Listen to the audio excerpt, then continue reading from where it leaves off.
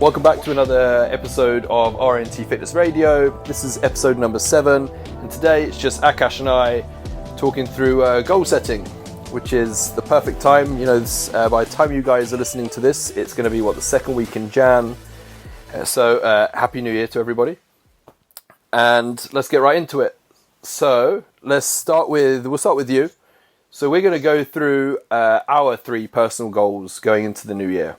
So Akash, what are your thoughts? Okay, cool. So I'll start with a fitness goal. This year, my focus will be mainly on muscle building. So it's pretty tough to say, okay, I want to gain 3 or 4 pounds of muscle because it's hard to quantify that. So I'll be setting myself some performance goals. And the way I've done it this year is I've broken them down into 3-month chunks. So the first 3 months, my focus is on 3 main lifts that I'm trying to improve: the hack squat, floor press, and Romanian deadlift. Mm-hmm. So my floor press right now is at 50 kilos for 6. I'm looking to get it to 10 reps in the next 3 months. The reason I can't go heavier is because the dumbbells in the gym don't go heavier. Yeah, I've got that problem too at the moment. And RDO, I'm trying to go from 135 for 7 to 145 for 6, but with my new depth now. So I'm going pretty low on these, where the bar is almost touching my ankles. So I've done heavier before in the past, but now with this new range, hopefully it should trigger some more growth. And then the last one is the hack squat, which I'm trying to add half a plate each side for the same reps, which will be about 8 reps. Okay. So that's my the first 3 months of this year. And then after that, I'll reevaluate and then set another 3-month performance goals from there. Sounds good. How's injuries and niggles and stuff like that right now? Things are pretty good. Yeah. I mean, I don't want to tempt fate, but things are okay right now. I'm trying to listen to my body more now, and not kind of fall into the trap of, just pushing just because the program says so. Yeah. So I'm not afraid to take deloads where need be, or just back off the load if I don't feel great, and just listening to my body more, which is making a big difference. Yeah, I think definitely the more advanced a lifter gets, you're able to you're a little bit more in tune with when to push, when to pull, and so on. See, in the beginning, like most people listening to this, especially if you're a New Year's resolutioner, you just probably don't generate enough intensity to worry about, backing off and stuff. Whereas the more you get into this, the bigger your loads get. The smaller the increment in weight progressions, usually the more frequently you're going to have to listen to your body and play deloads by ear. Yeah, so one of the best things I've done is doing less rest pause sets. I think I was telling you about this, just kind of making the sets more smooth, as opposed to breaking, say, a set of 10 into like 5, 2, 1, 1, 1, 1. Or your 50 lots of singles that you did on the pendulum that day. Exactly. So I'm trying to make the sets a lot more smoother, and that way I'm exposing my body to less stress, less joint stress, and staying away from burnout, really. Goal number 2?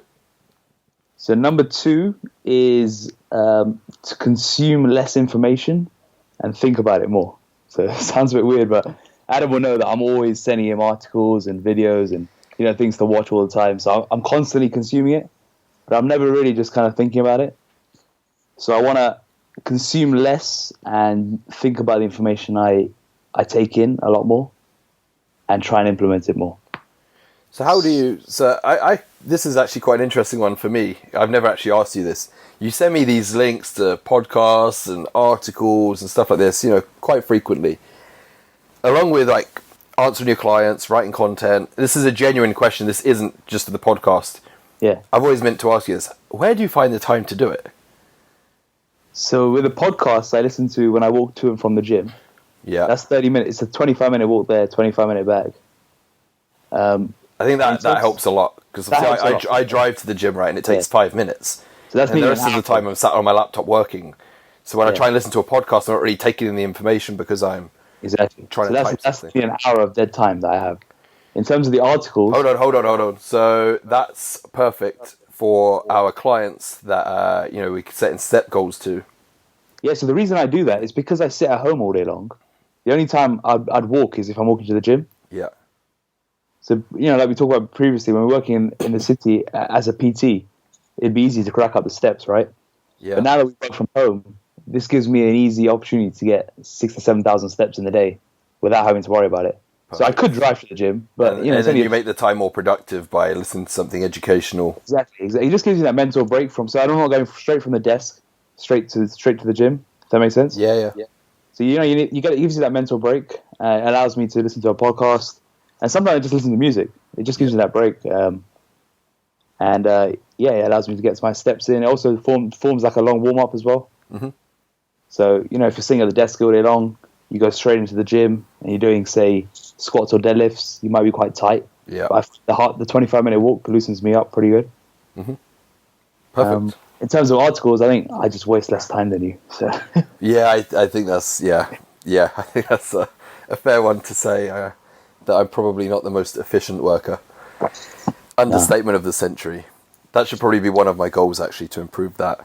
Anyway, I digress. Your third goal. well, that segues into the third goal, which is to reduce time on social media. Yeah. And I've taken all WhatsApp notifications off, which is weird, but it's good. And what I'm doing on social media now is I'm not scrolling through. I'm only going on there to either post a story, respond to DMs, or post something up myself. Mm-hmm. Which is it's been. So just so that people know, what notifications do you have come up on your phone? Because you don't have Instagram notifications, do you? No Facebook, no Instagram, no emails. The only thing that comes up is iMessages. Yeah, that's the only way we contact, right? Yeah, it's the way that we talk. So yeah, it's a business related. You're so fine. The only thing I'll get is, say, something from Adam. Yeah, and then everything else has to physically go in and check. Yeah. So I've always had Facebook and Instagram and email off, but now I took it to another level and took Facebook Messenger and WhatsApp off as well. Yeah. So my phone's like, it's only if I choose to go on it now that I'll see notifications, which is a lot less stressful, I think. It's probably something you'd probably. I would massively benefit from it. It's just, and I'm sure people listening to this can probably relate. It sounds odd, but it's tough to disconnect. Yeah. Like it actually sounds quite embarrassing when I, saying this, on a podcast, but the thought of switching off all those notifications and missing out, it's worrying. Yeah, it's you crave that dopamine hit, right? Yeah, I guess, yeah. On a subconscious and we're all addicted to that dopamine hit. When you go on social media, you see that red little light come up, and you get excited. It gets your brain excited, right? Yeah, interesting. Yeah, maybe I'll. I mean, the thing is, we can't really go off social media completely because of the nature of our work. But it'd be great if we could. I think I would if we didn't rely on it for business. I think I probably would. Yeah. Like Minnow, my friend Minnow, he said to me yesterday. He goes, "Did you set any PBs in the gym? Because I didn't get to see on your social media story because I'm taking a complete break from it." Really? I was like, I wish I could do that. Yeah, no, I think it's important to do. So those are the three things. So one, fitness, and then two, just kind of more habits-based goals. Yeah. Perfect.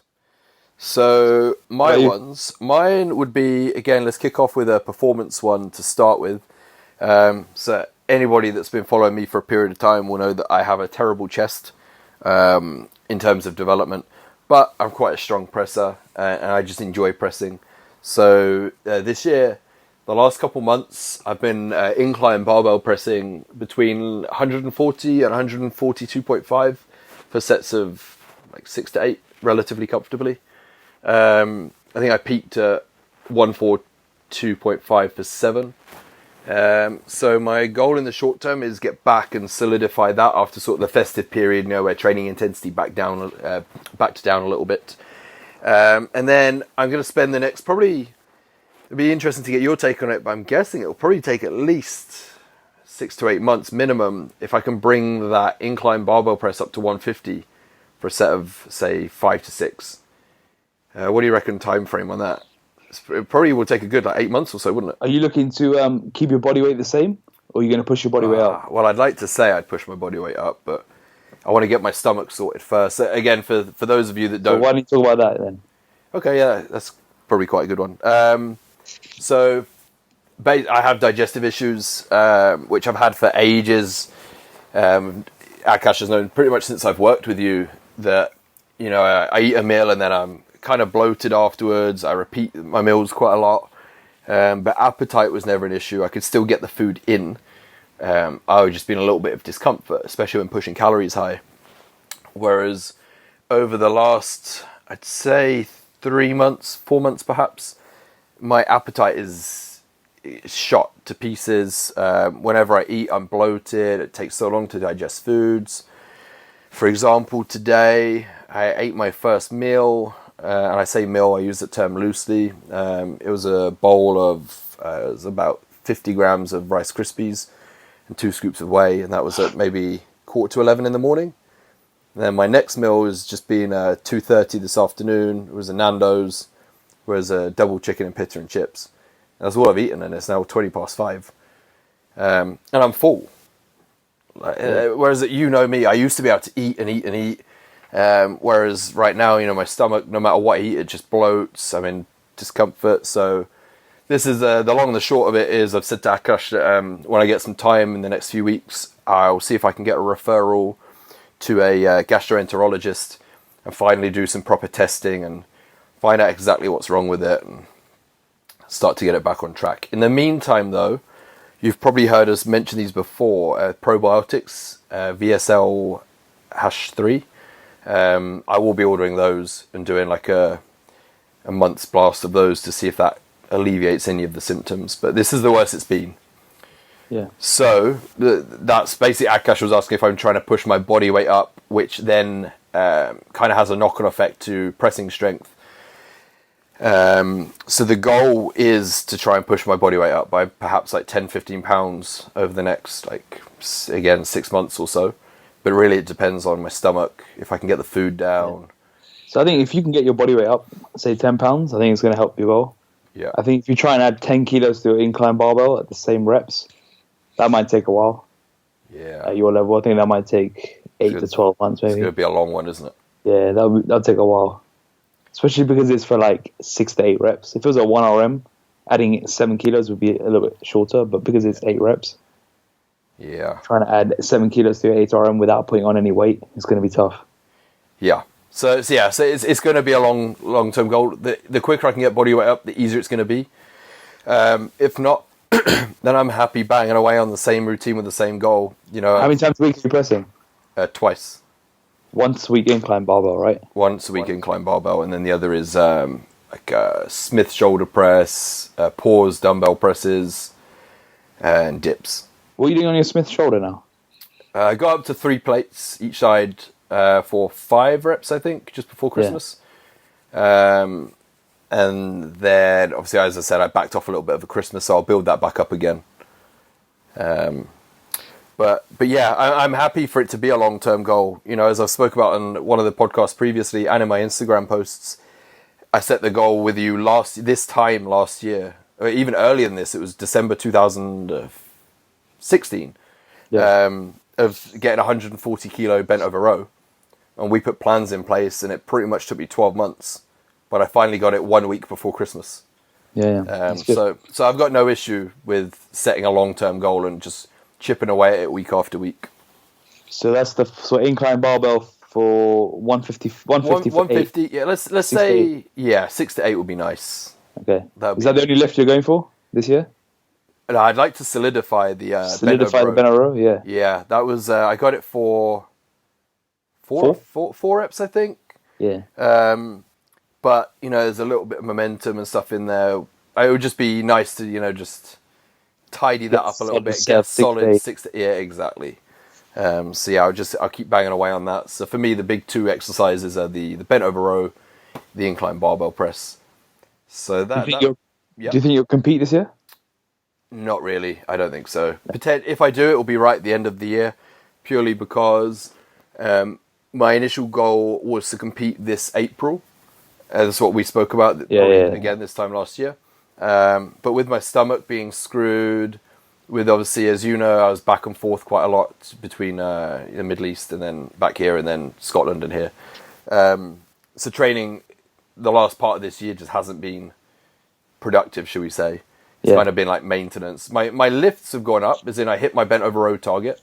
I've been stronger on my pressing, but just consistency in general and food, it's just been suboptimal. So I don't see the point in competing unless each time I step on stage, you know, there's a real visual improvement. You know, when we put my most muscular photos side by side this time, we saw that the chest was thicker, you know, there's more trap development and so on.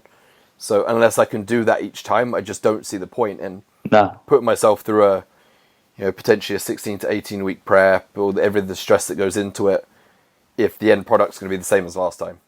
Yeah, I agree. So yeah, I'd like to just get back on track, add some size, get some body weight back on, get my stomach sorted, and then I'll compete. If everything goes, to plan over the next 6 months, then it would be cool to compete right at the end of the year, perhaps like an October show. But I don't want to force it. No. You've already done it, right? So plenty of time. Yeah, exactly. Been there, done it. It's always nice to do because I think it kind of, people listening to this and to clients and stuff, I think it looks good when you and I, practice what we preach. But then I also think it's good just being real and being honest that right now, stomach is just screwing me up. End of last year, my routine was just screwed. So hopefully watch this space and body weight will start climbing, digestion will be good. We can talk about it in future podcasts. If I do get down to seeing a gastroenterologist and nail down what the problem is, we can elaborate on it for anyone else that's got these issues and sort of what I'm going to do to remedy it and get it fixed again so I can actually go back to eating, 6-7 meals a day instead of 2 to 3. Yeah. Which is, I never thought, I'm eating less than a bikini girl. No offense. Okay, so second goal is something that I think actually you're perhaps a little proud of me for, which is finally getting on the property ladder, which since I've known you, you've always said to me, that I waste money. And I have. When I look back at the sort of things that I've spent money on and what I could have used that towards, shot myself in the foot perhaps. £150 plain white polos. Yes. I bought a new one the other day. It was grey actually. So I still have that tendency, but I've got better. I'm not going to go into the exact numbers, of course. But I remember I spoke to you at one point, didn't I? And I told you what I was spending, clearing off my Amex bill every single month, and you couldn't believe it. And you set me a goal to bring it down to a certain level, and I did that for a couple of months. And you're like, right, now bring it down further. And I consistently, pretty much since we've launched RNT, I've kept it within that range. There's been a couple of months, when I went to Florida, and obviously that's a holiday, right? So you're going to spend a little bit more in those months. But for the most part, my spending has come down. And I've managed to save for a deposit and have reserved for my first property, which hopefully, if everything goes smoothly over the next 5 weeks or so, no pressure for your dad there. So again, inside joke, but Akash's dad is helping. He's works in property law, right? Yeah. So he's gonna act on my behalf there. So fingers crossed, I should be moved into my new place by March time. So that's been a goal of mine for a while now, is to finally get on the property ladder, OMO in place, taking steps towards that. Non-fitness related, but hey. And then the third one is travel. So for people that follow me on Instagram, I get people mention, the fact that they know that I like to go away and you're always in airports. But I always go to the same places. So I've been to Dubai like 6 times now. I've been to New York like 2-3 times. I used to go to the same place in Turkey every year for 4 or 5 years in a row. I'm a creature of habit. So this year, what we've got planned so far for RNT, we've got obviously Tampa in Florida, which is in February. And then in May, we've got San Diego, but these are like business related. What I want to try and do each year going forwards is personally tick off 2 new countries each year. So that's the goal for this year. Just that I'm one of these people, I go to a restaurant more than twice. If I like a dish in a restaurant, I'll go back and order the same dish. My argument is, if it's not broke, why fix it? I'm not going to be disappointed. Less thinking involved as well. Well, precisely, yeah. And I've always done the same with travel as well. I went and visited Dubai. I like it. Okay, so I'll go back every year. And it does get to a point where you think, damn, it's a big place out there. The world's it's a huge place. And again, now with social media, I've got my friend Kirsty traveling Southeast Asia at the moment. She's putting up photos of, Thailand, Bangkok, all these sorts of places. It just kind of makes you think, oh, actually, I should probably stop repeatedly going to the same places every year. and maybe just get a taste of the rest of the world. Sounds good. Yeah. What about you, travel-wise? Aside from San Diego and Tampa? I've got Amsterdam booked in March, just for a friend's birthday. But other than that, nothing's planned yet. But hopefully a couple trips this year, yeah. Yeah. Travel broadens the mind, they say. Speaking of the creativity juices, yeah. Yeah, no, it does. You know, you sat there on your little balcony having a coffee, overlooking the sea. I've done it once, and actually it wasn't productive, but it's just a nice thought. Anyway, Akash is going to talk through the 5 pillars of body transformation success. So, over to you. Okay, so this is linked to goal setting, and it's something that we've noticed in all the best transformations that we've got. They're rooted in these 5 pillars of success. So we're going to go through the 5. You mean you? So Akash is going to talk through it, and I'm going to chime in every so often. He's written an article that is due to release, and I've just read through it today, and it's very good. Okay, so the first one we're going to talk about is so this is for people that are looking to transform their body this year and want to make sure they set themselves up for success in the best possible way. And so what we found is we need to have these 5 pillars in place. And it's something I've actually got from a book called Perfect Day Formula by Craig Ballantyne. And I've just adapted what he talked about for daily routines into body transformation. So the first one is planning and preparation. So we'll take this from the diet perspective first. You know, if you're looking to get a body transformation, if you're not really prepping your foods in advance, you don't know what you're going to eat, how much you're going to eat, when you're going to eat, you're going to set yourself up for failure. So if you look at all the transformations we've got, especially the ones that are working in the city, the busy city executives, one of the key things they do to allow them to succeed is planning batch cooks at the start of the week. So, spending 1 or 2 days in the week where they cook a couple of days in advance. So they're always ready to go. And the similar note with training, if you don't have a plan in place when you walk into the gym, you're just kind of mixing it up, going by feel, then you're not going to set yourself up to allow yourself to, progressively overload your main lifts in the gym. And instead, you'll just find yourself spinning your wheels and never really kind of getting anywhere. So you need to have a logbook in place. You need to have a workout plan in place, and that will be your first pillar of transformation success. Would you agree, Adam? Yeah, definitely. Yep, hugely important. Planning and everything else. Okay, and number 2, we've got accountability. So accountability comes in many forms. The best ways we found is, of course, hiring a coach who fulfills 2 criteria. Firstly, they've got a proven track record in people with similar goals to you. And secondly, in that they've achieved what you're after in a transformation. So they practice what they preach. So having that accountability, having someone who can, hold you to a standard and allow you to check in with them on a weekly basis can be a huge thing. This doesn't have to be just a coach. You can also do something like a photo shoot, like many of our clients do. And also something that's growing more and more popular is couples training together. So, when the husband and wife, they train together, just allows the increased level of accountability in that. Go on. Yeah, it's funny you say that. So obviously you've done a couple of recent transformations with couples. Yeah. And I haven't done a photo shoot with the couple yet, but maybe like 5 weeks ago, probably about 5 weeks now, maybe slightly longer, I took on, so we've got a little plug here. We've got our clients, Mark Sharpling and Esme, and they've referred Esme's sister and her other half, which is Hassan and Ira.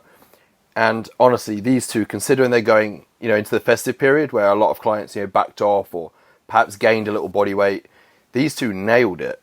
Like they were great, and I think it's because they're living in the same house together. They're getting coached by the same person. Yeah. They're honestly every single check-in. He lost like 1.5 kilos between Christmas and New Year. Yeah. My only client that did that. Well, there's a good time to give a shout out to Jazz and Saki, who did a photo shoot on the 5th of January. So can you imagine dieting hard? And they got into real good shape as well. So they weren't just getting a little bit leaner. They got really, really lean. And to do that over Christmas is pretty impressive, I think. But I think the reason it works so well is because firstly they had that camera. You know, they knew they couldn't look bad in front of camera, but also having each other to help support themselves over Christmas. I think that made a huge thing. Yeah, I think definitely, you know, just you'd hope that it sort of works like in tandem, you know, as one of them's wanting to drop off a little bit, perhaps that's when the other one is actually really motivated, so they almost like carry the other person through, and then, you know, 2-3 days later, perhaps vice versa, the other one's now lacking in motivation, wants to slack off, and you've got the other one that's now dragging their ass to the gym, and yeah, perfect. Okay, well, moving on. This on a similar note. Number 3 would be having positive social support. So the clients that do the best are the ones who surround themselves with the right people. So if all your friends are, you know, going out and drinking beers, and you're constantly hanging around with those people going out on a Friday night, then you're going to make it a little harder for yourself to stick to your goals, right? So it's important that you're surrounding yourself with the people who have similar mindset and goals as you, just to set yourself up for best possible success. So we've got clients that, you know, they bring their families into the coaching program, and they tend to do really well just because everyone around them is doing the same thing. So it's just similar to what we talked about just now. And it's also why our private Facebook group is working really well. Yeah, it's great. It's a mini community, and people are all there with similar mindsets, similar goals, and they're all helping each other. And I think that makes a huge difference. Yep, that's one of our. It's one of my favorite things that we've set up. Actually, I think is the RNT clients group. It's pretty cool, you know, seeing just different recipe ideas. You know, the protein cheese that was supposed that's a big topic today, wasn't it? Yeah, it's just these random things. Why was it? Why were the macros so good on that? I have no idea. I'm going to look into it later. The ingredient is just cheese. I don't know how they've got the protein so high. It's 27 grams per 100, right? Protein. Was it 27 or was it higher? I thought it was 37. Higher, 37, and only 3 grams fat, right? Yeah. Let me just quickly check. It is per 100 grams 37. Oh wow! That's just, it's a decent. Yeah, that's pretty high.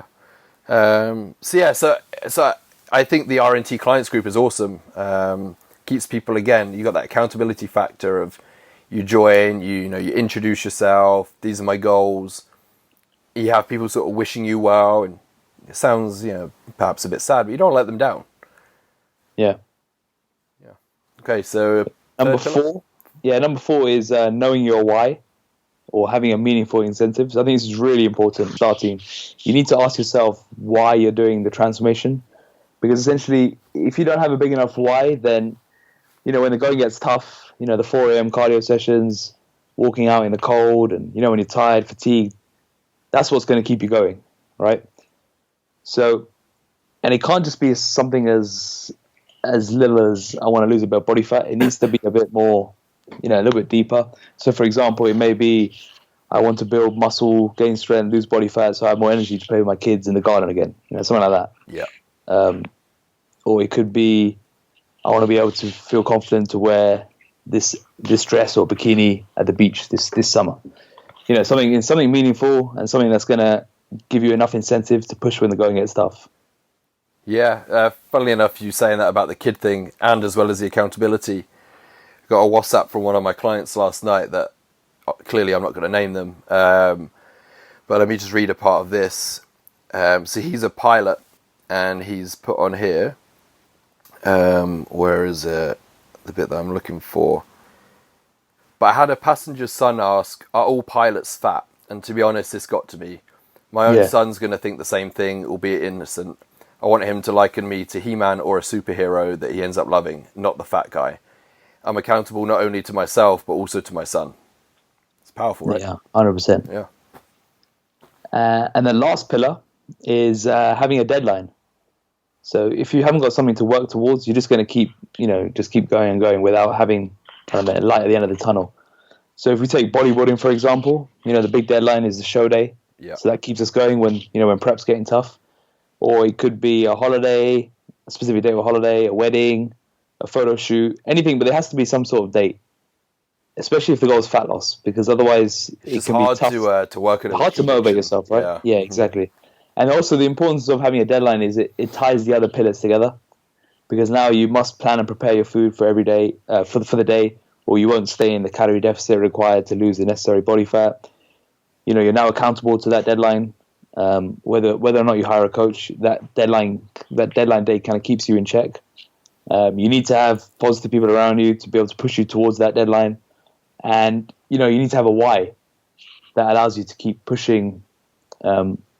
When things are getting tough. Definitely. And yeah, these are the five pillars. So when are you hoping to release this? Next couple of weeks. Yeah, next couple of weeks, hopefully. Yeah, I think people should definitely keep an eye out for that. I think you should try and launch it potentially, as soon as possible for the January. Maybe next Monday. Yeah, Monday. I think that'd be a good one. I think people listening to this will find that quite an interesting one to actually read and digest as well. So yeah, well, just to recap: number 1 is planning and preparation. Number 2 is hiring a professional or having some level of accountability. Number 3 is surrounding yourself with positive social support. Number 4 is having a powerful why. And number 5 is creating a big deadline. So if you can do all those 5, you should set yourself up for body transformation success. I like it. Very good. Perfect. Okay, so now I can get on to the bit that I had rushed to earlier, which is just a quick one on these recent TV series, if any of you are watching them. So it's funny, actually, that they're doing this, because Akash and I started this prior to Christmas, which was comparing different diet types. So we've already got 2 up that was comparing sort of like intermittent fasting, ketogenic dieting. The next one we were going to cover was paleo dieting and so on.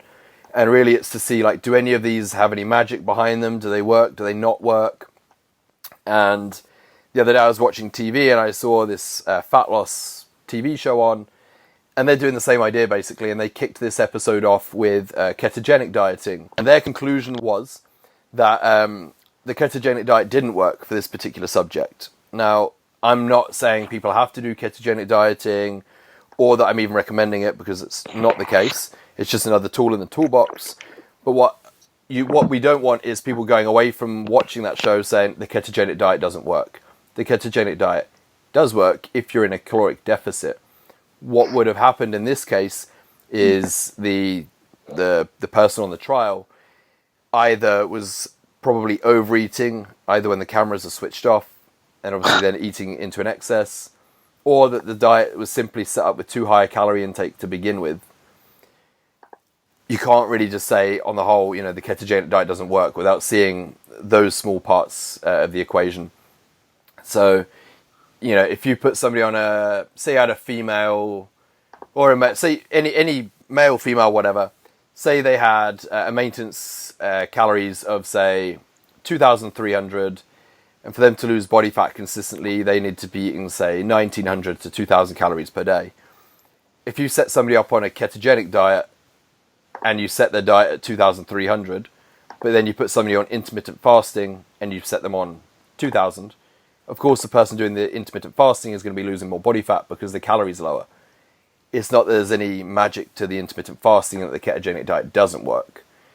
So this is something that, for those of you watching these TV programs, just take that into consideration when you watch these diet types, that when they've got different test subjects on each one, and they're not going into exactly how many grams of protein, carbs and fats, how many calories they're setting each person on, doesn't mean that diet hasn't worked, or that it's another one is any better or any worse. It's just kind of, once protein is set, once calories are set, it's what you can stick to, psychologically and adhere to. That's the big take home with these. So just bear that in mind when you're watching these programs over the next few weeks, because 9 times out of 10, the producers will have some form of bias towards a particular diet type. So it's about finding the right diet for your lifestyle and needs, right? Yeah, exactly. It doesn't matter what you follow. You mentioned calories and protein. Do you want to just give rough guidelines if someone wanted to set their own fat loss diet up? Yeah. So a good guide for setting initial calories for most people is probably going to be around 12 calories per pound. Sometimes slightly higher, sometimes slightly less. So if you're quite overweight, you carry a lot of excess body fat, you might want to actually take that figure down to more like 10 to 11 calories per pound. Likewise, if you're relatively lean and you're highly active during the day, you could actually potentially have 12, 13, maybe 14 calories per pound. But from experience, the 12 calories per pound seems to be, for the average person of average levels of body fat, average sort of activity levels, that seems to probably be about right. In terms of setting up protein, for most people, usually around a gram per pound. So for men, we tend to say usually around 1 to 1.2 grams. And for females, 0.8 to 1 gram. So when we average it out, typically about a gram per pound of body weight. Once those are set, really what you do with carbs and fats is largely dictated by how you feel. Which one keeps you more satiated and hunger at bay, which one gives you enough energy levels, which one gives you the best gym performance. For some people, it's going to be lower carb, higher fat. For some people, it's going to be the other way around. For people like myself, it's just going to be pretty much an even split of both. And really, that's what we're trying to do when we work with clients, and we set them up on different diet protocols. It's not that, as I've repeatedly said, there's any magic to paleo, or there's any magic to ketogenic dieting, or there's any magic to intermittent fasting. It's just if we can set calories, set protein, and then find a diet type that allows you to stick to it in the moderate to long term, you're probably going to get very good results. And it's really as simple as that. Do you agree? The main is just consistency and sticking to it. Yeah, it's the hard bit, right? It's the hard bit. Yeah, stop labeling it as a diet and look at it as, it sounds cliche, but a lifestyle change. Like, everybody should be eating, a minimum amount of protein at each meal. It's just that most people aren't, we're skipping breakfast or whatever, and then we get hungry and we overeat later in the day, and we eat hyperpalatable foods that are very high in carbs and fats, which then just push our total calories, very high. Whereas when we start taking a protein intake up in somebody's diet and we give them, 25 to 40 grams of protein per meal, 5 to 6 meals per day, and increase fiber as well, suddenly they're a lot fuller. So subconsciously, they just don't eat as much. Yeah. It's not that carbs and fats are bad or anything. It's just that they're very easy to overconsume on. So when we start to increase protein in somebody's diet without even telling somebody to do so, naturally they'll tend to eat less. So, completely agree. Yeah. So somebody listening to this for the first time and you're wanting to kick off a fat loss transformation, if we would just give you a few simple steps, it would be get a calculator out, get a pen out, work out your body weight in pounds, times it by 12. That's your calorie allotment to lose body fat. Then work out your protein intake. So let's shoot for around a gram per pound. Allow whatever carbs and fats to just fall in place. If you're new to this, don't worry about setting specific ratios. Just know your protein intake, know your calorie intake, let carbs and fats fall where they do. On top of that, get a tracker, either like a Fitbit, an Apple Watch, or just the health app that's already inbuilt into your iPhone, and just make sure you consistently hit 10,000 steps every single day, 7 days a week. And then try and get your ass in the gym 3 times a week too. Train on a full body routine. Do what you enjoy. If you don't particularly enjoy using free weights initially, use machines. Just do what you feel comfortable with and you enjoy and can build into a habit. And then from there, start turning it into what's optimal. So naturally, if you're going to hire us, we're always going to give you a routine that's predominantly going to be, free weights based and very low cardio and stuff. But if in the short term you're self-conscious and you just need to build up that confidence and build up a habit of getting to the gym, just find stuff that you enjoy. I hope she doesn't listen to this, I tell my mum this almost every year. She'll talk to me and she'll say, I've just joined the gym again, what should I be doing? Mum, you hate the gym. The gym is what I enjoy, it's what Akash enjoys, it's what most of our clients pay us to do, and they love it and enjoy it. But if you don't have a passion for it, you don't enjoy it, you're not going to stick to it, right? So in my mum's case, I always said to her, just go find an exercise that you enjoy that's just going to keep you active, build habits in there, and then gradually you can then segue as you get leaner into what would be considered more traditional and more optimal, and eventually hopefully you'll find like a passion for weight training or something. It's a bit of a tangent there, but in a nutshell, it would be calories by 12, protein 1 gram per pound. Just move more, use a step tracker, try and hit, around the 10,000 mark. Again, if it demotivates you, you're not hitting 10,000 right off the bat, just understand that it's another process you have to work towards. So just start by looking at where you're at now and beating that. If that means that you start at 7,500 steps a day, so be it. But try and end up, over the next month or so, you're finishing January, going to February on 10,000 steps per day.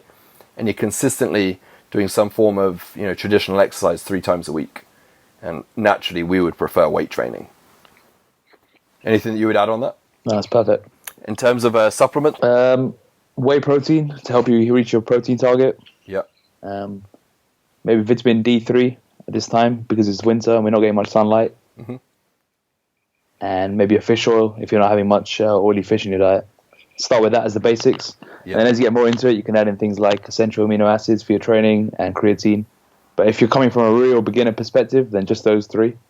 Yeah. And agreed. as you get more into it, you can add those in. Yep. 100% agree there. Just the key is keep it simple and don't chase perfection from the start. I'd like to think the large percentage listening to this are intermediate trainees where it's already a passion of theirs and they're wanting the more advanced talks from us.